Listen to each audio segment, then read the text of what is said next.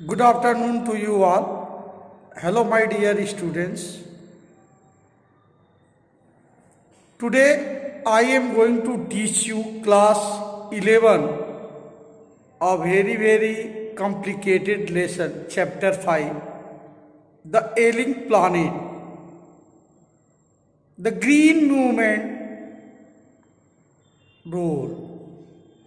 So in this lesson you will understand that due to increasing of the population, the man had damaged the greenish atmosphere.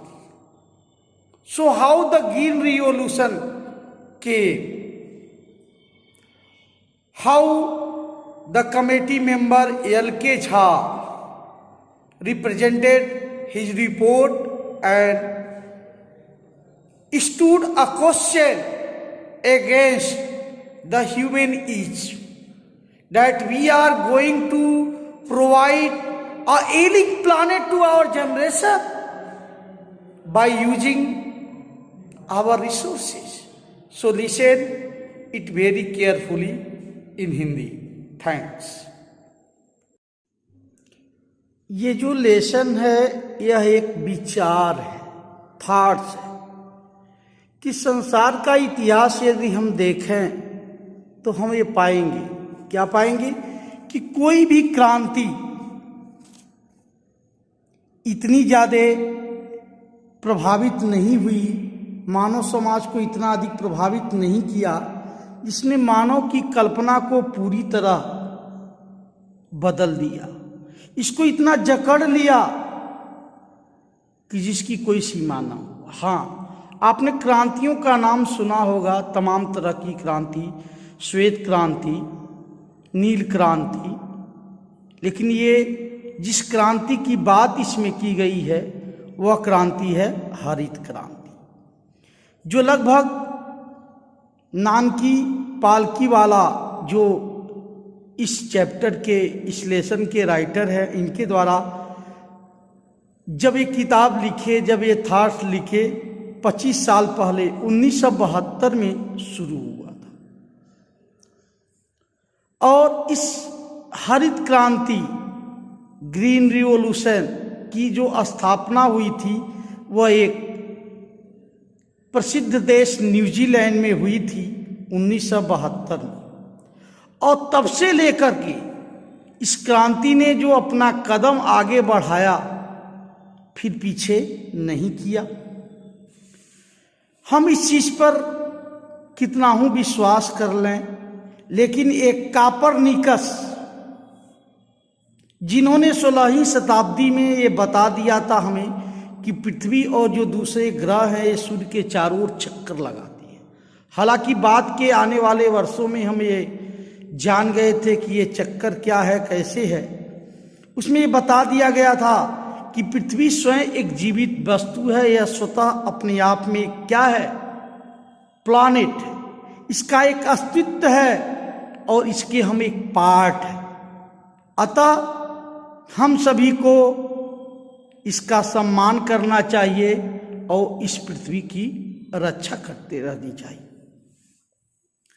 धरती के जीवन संबंधी जो चिन्ह हैं ये लगातार बिगड़ते जा रहे हैं। यानी अब ये जो हमारी धरोहर है धरती, इसे हमें बचाना होगा, नहीं तो दिक्कतें हैं। और इस मामले में 1987 में अंतर्राष्ट्रीय पर्यावरण एवं विकास आयोग का गठन हुआ और इसमें इसको मान्यता दी गई। इस तरह से हम पृथ्वी को कैसे बचाएं, कैसे हरे पेड़ों को नष्ट होने से रोकें और संसार के प्राकृतिक संसाधनों को लूटे बिना, जिसको हम आज लूट रहे हैं, उनके बिना आने वाली पीढ़ियों की रक्षा कैसे करें ताकि वो भी स्वस्थ जीवन जी सकें, खुशहाल जीवन जी सकें। जी हाँ, लसाका एक उदाहरण देते हुए नानकी पालकी वाला ने यह स्पष्ट किया है कि लसाका के जाबिया में एक चिड़ियाघर है, जू है, जहाँ एक केज है, पिंजड़ा है, और जहाँ ये नोटिस लगा हुआ कि संसार का सबसे खतरनाक जानवर। कुछ टिकट भी उस पर रख दिए गए होंगे। अब जितने लोग भी जाते हैं, सबसे पहले जाते हैं, अंदर कुछ नहीं है, बस क्या है, अंदर एक दर्पण लगा हुआ है, मिरर लगा हुआ है, और उस मिरर को देखते हैं, वो बड़े ध्यान से देखते हैं। तब उन्हें समझ में आता है कि संसार का सबसे खतरनाक जानवर कोई और नहीं, कौन है, आदमी स्वयं है। ये आदमी स्वयं ही संसार का सबसे खतरनाक जानवर है, जो गाहे बजाहे इस पृथ्वी का हमारे दोहन कर रहा है। वैज्ञानिकों ने इस बारे में थोड़ा सा अनुमान लगाया तो बताया 1.4 मिलियन की सूची वो बना चुके हैं। 1 मिलियन में 10 लाख होते हैं, तो 1.4 मिलियन का मतलब हो गया आपका 14 लाख। लेकिन तमाम ऐसे प्राणी हैं जो सूचीबद्ध हुए ही नहीं हैं, अंधेरे में हैं। और इस तरह से जीव वैज्ञानिकों का अनुमान है कि अभी भी तमाम ढेर सारे ऐसे जैव प्रणाली है जो बदनामी के अंधेरे में हैं, गुमराह हैं, उनके बारे में किसी को कुछ पता नहीं है। इस मामले में एक ब्रंट आयोग की रिपोर्ट है, उस रिपोर्ट में उन्होंने ये स्पष्ट कर दिया है, जिसके सुप्रसिद्ध एल.के. झा सदस्य रहे, और उन्होंने एक प्रश्न उठाया कि जो हमारी आगे आने वाली पीढ़ी है, जो जनरेशन है, नेक्स्ट जनरेशन है, इसको क्या हम एक कमजोर रेगिस्तान, कमजोर हो चुकी धरती और बीमार पर्यावरण वाला ग्रह सौंपेंगे? यानी यदि हम प्रकृति का दोहन करते रहे तो वह दिन दूर नहीं जब सारी भूमि किस में बदल जाएगी, रेगिस्तान में बदल जाएगी। सभी लोग इससे प्रभावित होंगे। मिस्टर लेस्टर आर ब्राउन जो की एक पुस्तक है ग्लोबल इकोनॉमिक प्रोटेस्ट, उसमें उन्होंने इस बात की ओर संकेत किया है, स्पष्ट किया है कि जो पृथ्वी की जैविक प्रणालियां हैं वो 4 तरह की हैं। समुद्र में रहने वाले जीव, घास के मैदान में रहने वाले जीव, कृषि भूमि पर रहने वाले जीव, और यही विश्वव्यापी जो इकोनॉमी है, अर्थव्यवस्था का सिस्टम है, इसी के आधार है। हमारा जो भोजन उपलब्ध कराने के अलावा ये जो चारों सिस्टम है, खनिज, पेट्रोलियम पदार्थों को यदि हम छोड़ दें तो यही वास्तविक कच्चा माल उपलब्ध करवाते हैं हमारे लिए, और संसार के बहुत बड़े भाग पर इन प्रणालियों पर मानव का दावा भी हो चुका है। लेकिन एक ऐसा कोई बिंदु है जहां हम इनकी उत्पादकता जो है अपंग हो रही है। जब ऐसे होता है जैसे, तो मान लो मछली का उत्पादन गिर जाता है, वन लुप्त हो जाते हैं, हरे घास के मैदान बंजर जमीन में पड़ जाते हैं। जब इनका बहुत अधिक दोहन करेंगे, किसी योग्य जो भूमि है वो समाप्त हो जाती है। तो इस तरह से खतरा है।